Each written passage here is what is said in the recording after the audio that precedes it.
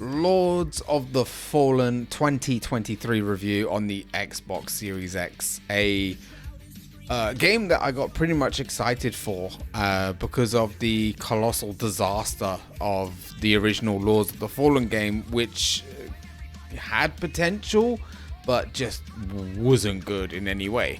I've been in the Souls industry since the very original Demon Souls on the PlayStation 3. Played every Souls game pretty much available, even the indie games. So when they said Lords of the Fallen is going to make a return in 2023, I definitely got excited because the playstyle, the way the game looked, it just screamed Dark Souls, and I just had to crack on with it. So as always, I've got a review template done. I actually need to quickly open my usual template. Apologies, because I usually have that open by now. New setup. As you can see, I'm actually in a different house, so this is my first ever review, my first ever completed review in a different home.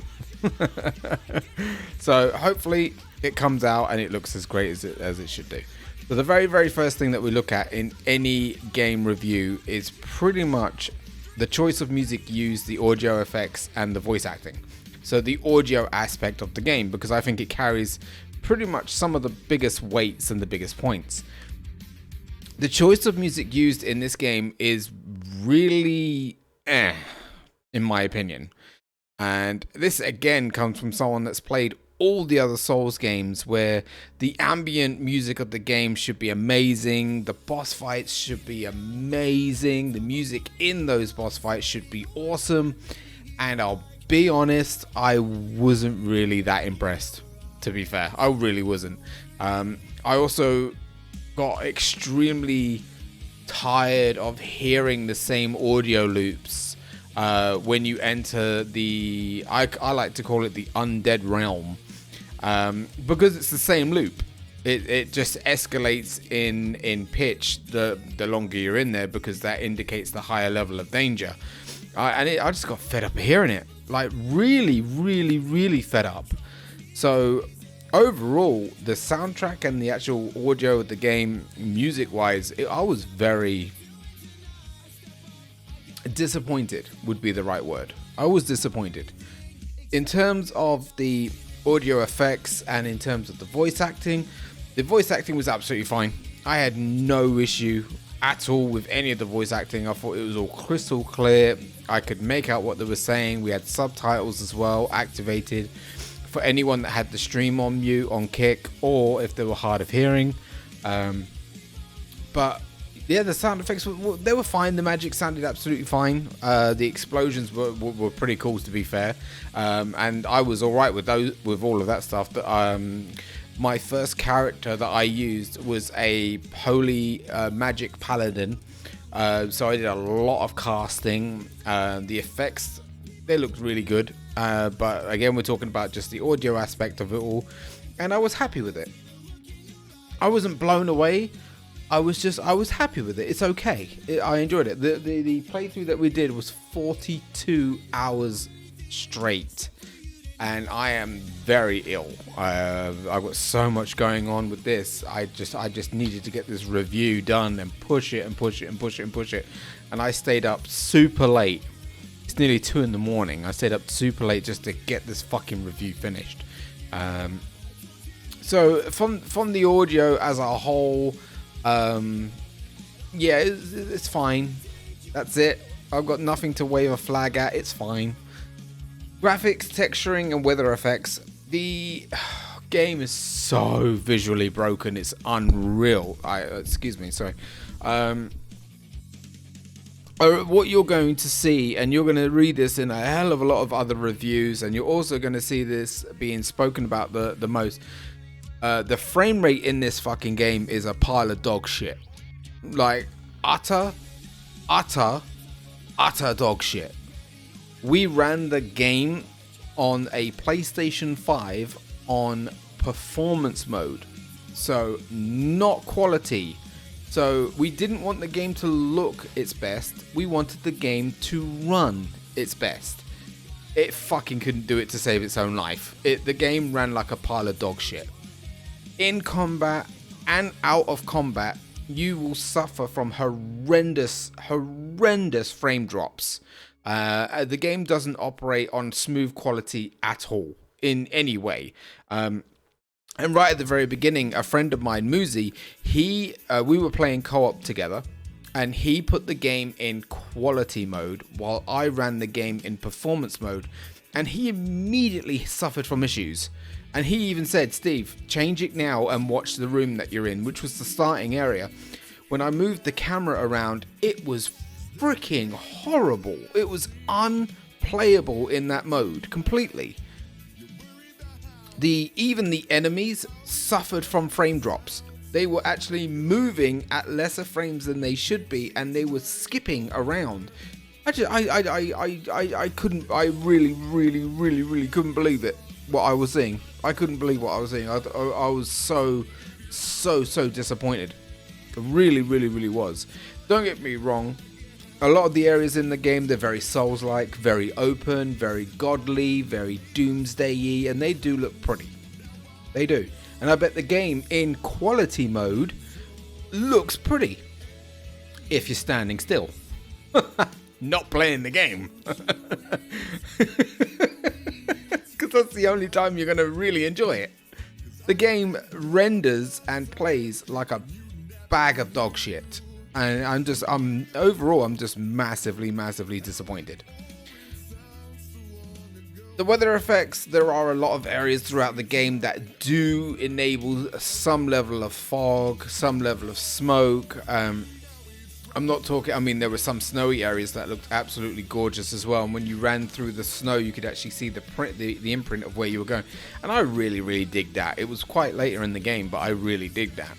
But the game doesn't utilize any over-the-top weather effects like rain, thunder, and lightning. And to be fucking honest, if the game even considered doing that, my PlayStation might have blown up. Because if it can't render the base game as it fucking is, how are they going to render any additional weather effects on top of what they've already got? So that's never going to happen in a million years. So no thank you. Character model design, glitches and bugs. I have to say that the character customization was a bit meh. And I already didn't like the fact that I couldn't unhide my helmet. You put so much work into creating your customer's face. Some people spend hours of time creating the perfect looking character for you to run around in. And in the game options, there is no way to hide the helmet. So your character is under pretty much helmets the majority of the time, because obviously you want your defense to be as high as possible. You never get to really enjoy the look of your character because it's pretty much covered up the majority of the time. Unless you find a helmet or a headpiece that's really basic, like a band going around, then yes. But there should always be a hide my helmet option in a Souls game, in my honest opinion. That's just what I think. And I was pretty disappointed with that. Glitches and bugs. Where do I begin? Where do I begin? This game is full of it. Absolutely full of broken, buggy enemies, buggy textures, falling through certain things. I fell through a lift for no reason whatsoever. Enemies glitching into walls. Enemies attacking you through walls when you can't hit them through the walls. It's a complete mess. Honest to God, it is a complete and utter mess. When you look at some of the bosses, hands down, yes, some of the bosses look fantastic. I have to give them props because they definitely put the effort into the design of the actual bosses themselves. But while you're playing this game, you're going to encounter a handful of enemies through the whole game. No variation, the same handful of enemies all the time for 40 something hours. I got fucking bored. It took us 7 streams to complete this review, and I was bored shitless by the 4th stream. Bored. I just wanted to get the game done. I put the exact same time and the exact same effort that I would do with any other review, but the longer I was playing this game, the more boring it got, and the more tiresome it got, and the more repetitive it got. The only variation really is the boss fights. That's it. But then they throw that as a cheeky spanner, straight at you, because once you've done the boss fights, they appear every now and again as an enemy, which ruins the whole point of them being a boss. It just kills it. It really does. It does. Gameplay and mechanics, it's everything that you would expect in a Souls game. You start off the class that you want to go for. You look for the stats that you want to. And again, this is a basic that still a lot of people fail nowadays when they start playing a Souls game. For the love of God, pick a class. Once you've picked your class, make sure you stat your character correctly to that class. Make sure you're looking for weapons that match the class you're building. If not, you will sabotage your own game. You will make it harder for yourself.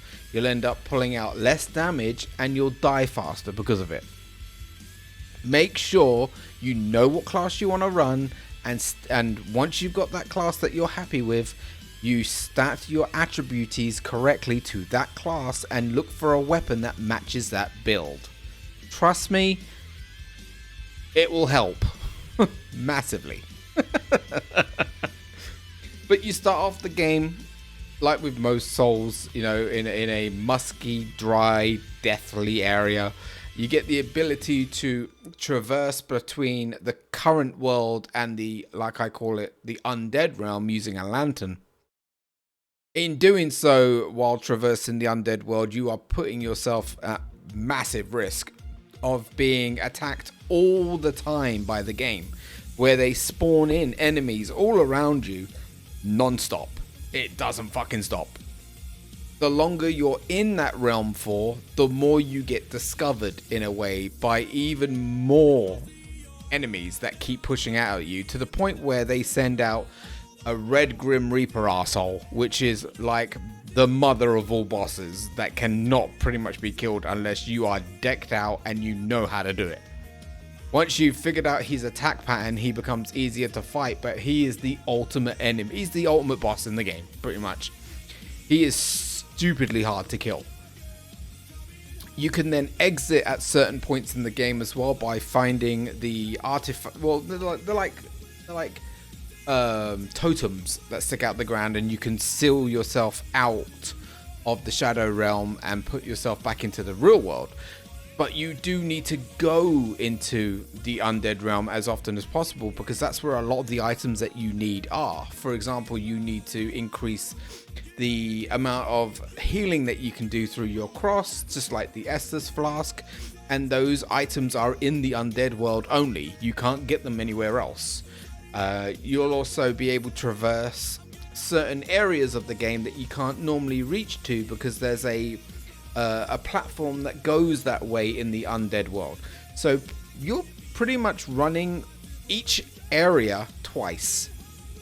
Once through the normal world and once through the undead world to make sure you haven't missed anything. That in itself adds way more time to your gameplay, of course. And the entire map is freaking massive, by the way. Absolutely massive. The game itself is 35 gigabytes, and I am gobsmacked that they were able to squeeze that much level of detail in a 35 gig game. But the entire map is constant, loads of loops. You'll find yourself looping the entire way around the entire map. You'll go to one area, which loops to another area, which loops back to the main area, which then loops to another area, which loops back to the main area again. You'll be opening up shortcuts, and you'll be opening up loop shortcuts, if that makes sense, throughout the entire game. There are a massive amount of armor sets in this game, and I have to praise the shit out of them for that, because I love customizing my character with different armor sets. There is a massive variety of weapons. Even the bosses themselves will give you items that you can then go back and actually convert. You can actually buy boss armor and boss weapons as well, which again is really, really, really cool. There are 3 magic classes in the game.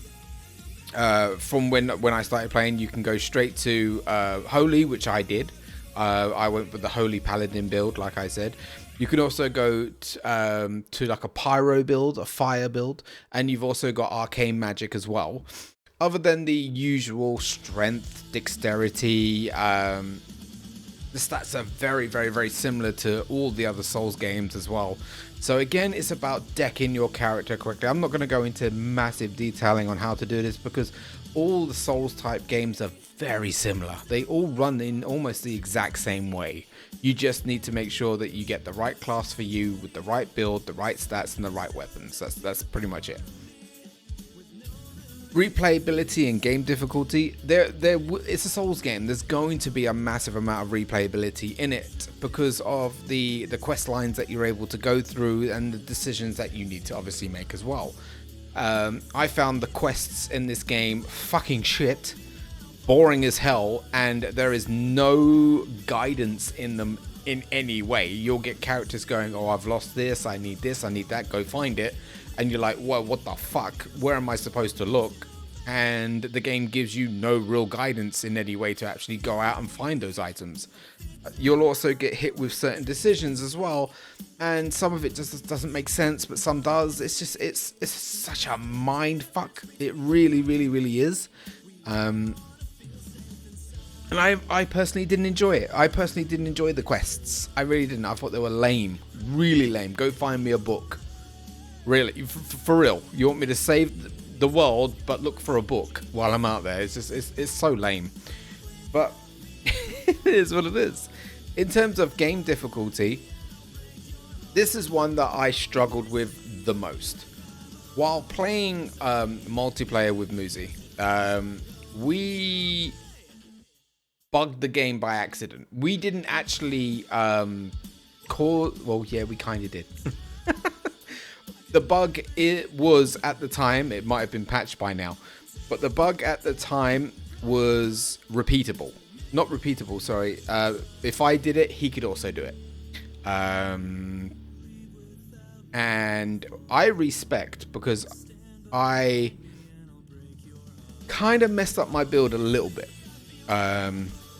And I wanted a little bit more holy power than anything else. I found a weapon that was pure holy, so I wanted to take the points I wasted in strength and agility and put them straight into holy. Or radiant, sorry. And when I bugged it, it gave me an extra 70 levels for free. And then I said, Muzi, see what happens if you do it. He did it, and it gave him 70 levels for free too. So we went from level 70, 80-ish up to like 140. We didn't do it on purpose. Well, once we knew how to do it, we did it again. So yeah, we kind of did do it on purpose, but it wasn't intentional. But it doesn't really matter anyway, because the majority of the enemies scale to the player, so it doesn't fucking matter.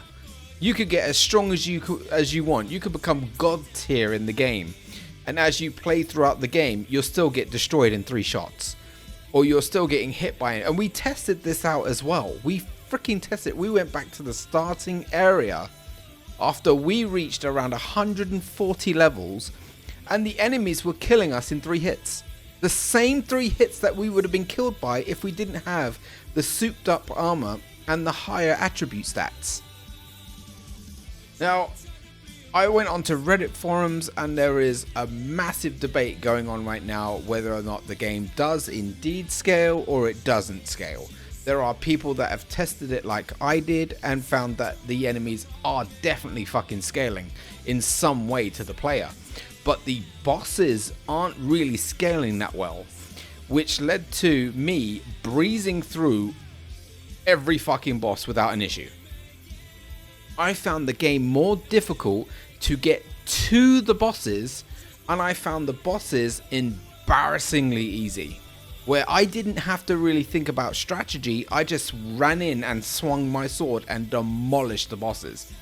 Even the last boss in the bloody game, it was an utter embarrassment. It really was, and I was massively disappointed by the last boss too. I'm not going to say anything around the story. I'm not going to say anything around about what the bosses are because I don't do spoilers. All I'm saying is there were certain bosses that could have been the last boss in the game that were badasses, and there are some bosses that were at endgame that were shit. Like really, really shit. And embarrassingly easy too. Any game customization and stats building, it's everything that you would expect in a Souls game. It's exactly the same. But there is an awesome extra twist to this. They actually have a really cool feature where you can paint palette your entire armor set or individual pieces to different colors, and I freaking loved it. I got addicted to doing it because there were loads of variations of color palettes that you can find where it would completely deck out your entire armor in a whole new color scheme. I've never ever seen that in any Souls game ever, and I thought that was such a wicked, and I mean awesome feature in the game. It made me want to go through all my armor sets looking for the coolest looking armor set and then start applying different variations of colors to the sets to make myself look like a really badass dark paladin style character. And I have to say, hands down, one of the coolest features in the game. It may be a small feature, but I absolutely loved it. I really, really, really did. Stats building, like I said, look for a character that you're going for, look for a class that you're going for, make sure you stat your character correctly. Look at the weapons as well, make sure you take them to the blacksmith, make sure you upgrade them. It took a long time to actually find the blacksmith, to be honest. It took quite a while. But when we finally found the bitch, she started working on our gear and pushing up. You can't upgrade your armor, you can only upgrade talismans, shields, swords, definitely bows as well, I'm guessing, but I never used a bow myself. But you cannot blacksmith your armor, so you can't upgrade it and make it stronger. You just need to go through and find higher sets to wear, which is okay, I guess. I'm fine with that. I do like upgrading my armor though, to be honest, I do. Story, if applicable, I got lost throughout 80% of the game. I am not going to sit here and bullshit you and say I understood everything that happened in that fucking game. I didn't. And I started losing interest very quickly because I didn't care. I really didn't care. And trust me, I love my Souls games. I love Bloodborne. I love Dark Souls and Demon Souls.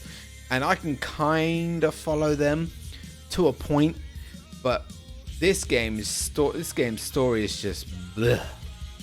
And I didn't enjoy it myself. I didn't. I'm sorry. If you enjoyed it and if you loved it, that's absolutely cool. I respect your opinion around it all. I just found the story very meh, in my opinion.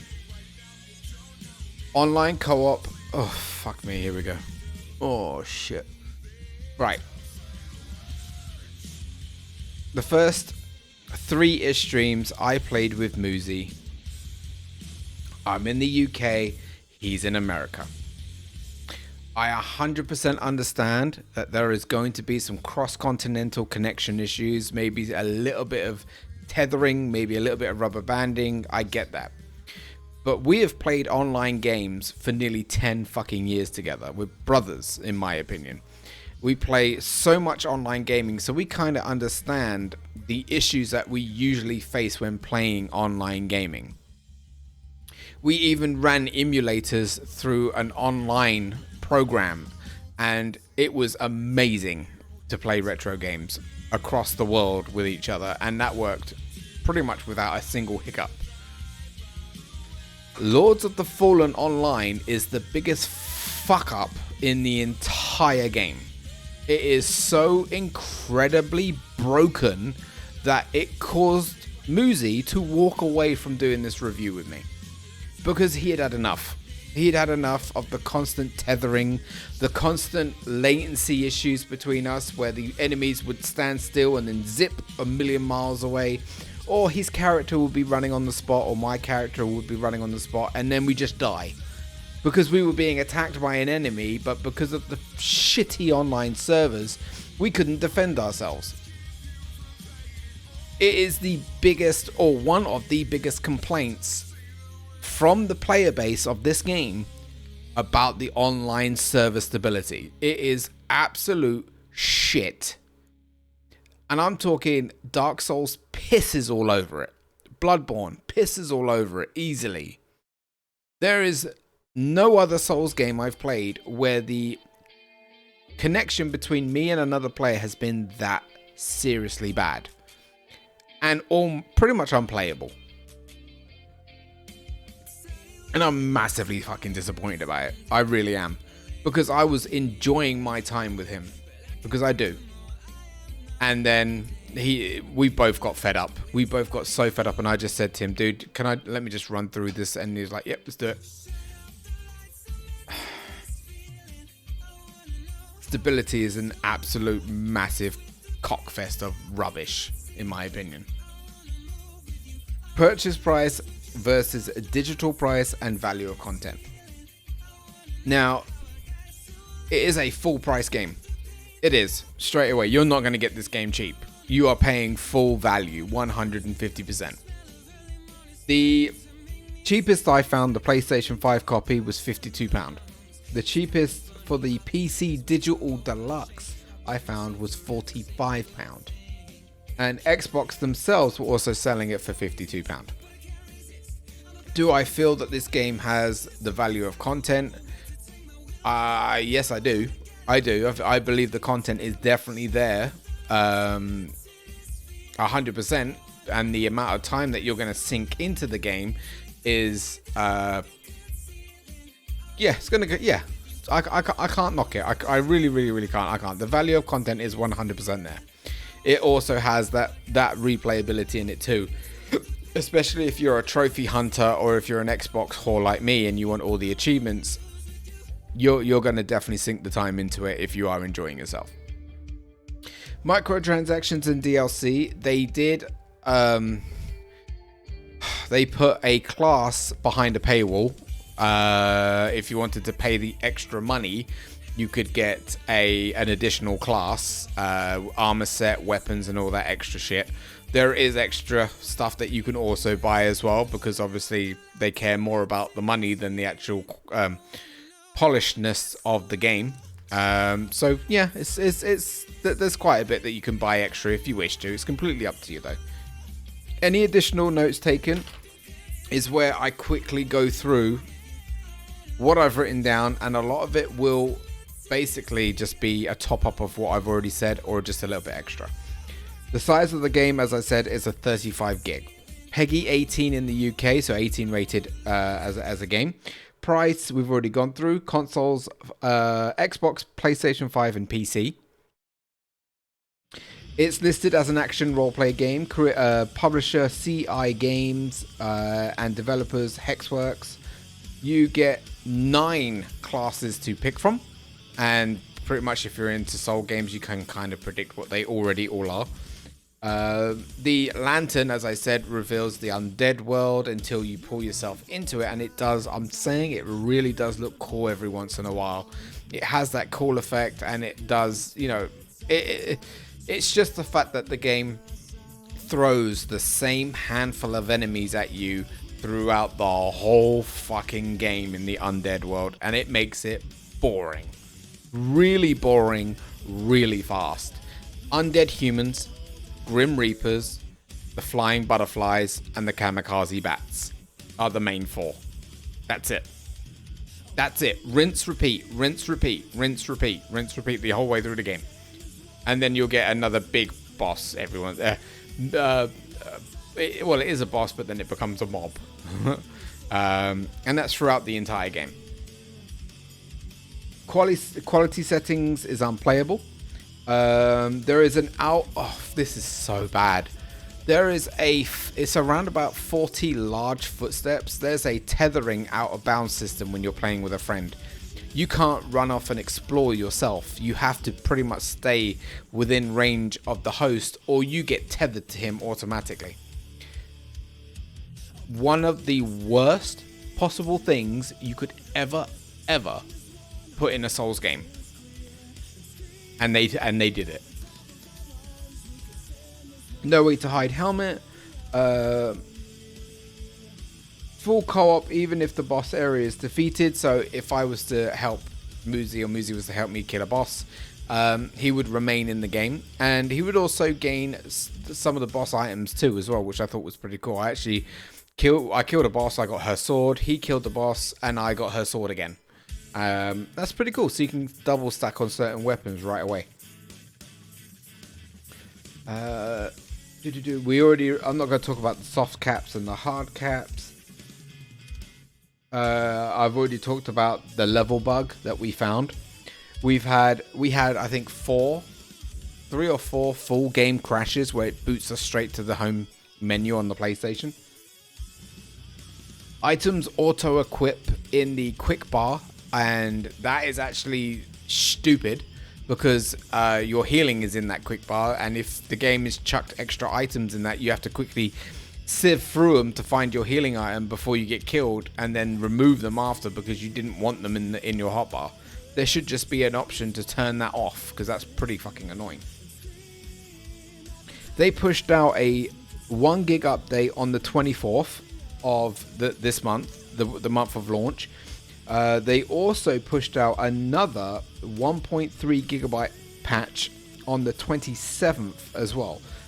We were playing the game from the very beginning, pre-patch, through the first patch and through to the second patch, and I saw some of the updates that they rolled down, and to be completely fucking honest, they should have been in the game from the very get-go.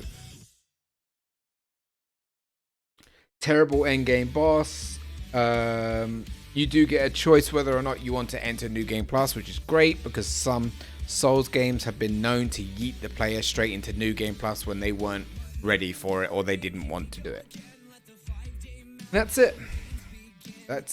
So what it boils down to now, after 42 painful fucking hours of playing this piece of shit, what would I score it?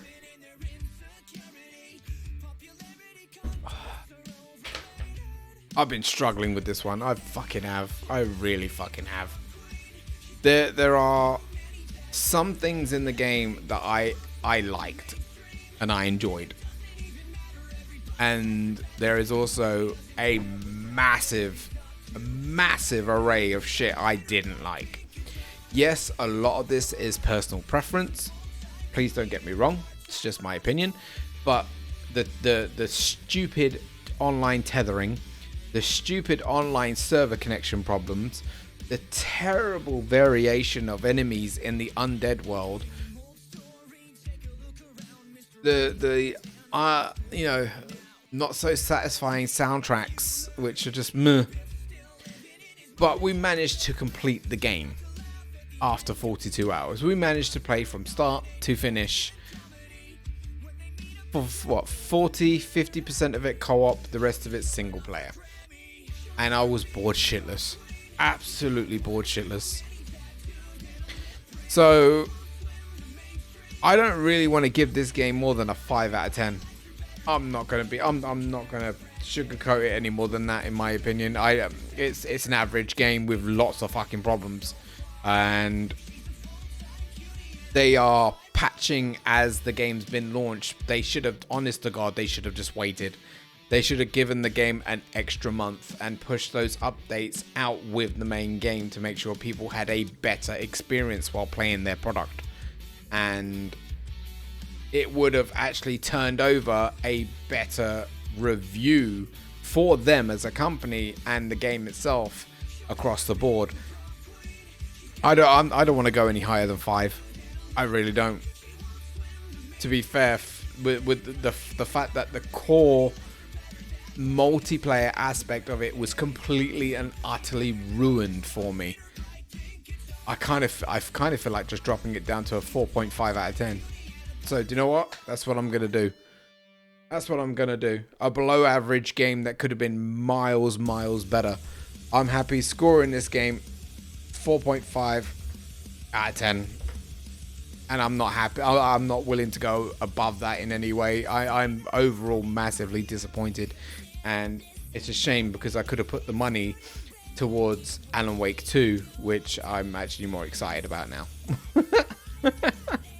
So guys, thank you very much for watching this review on YouTube.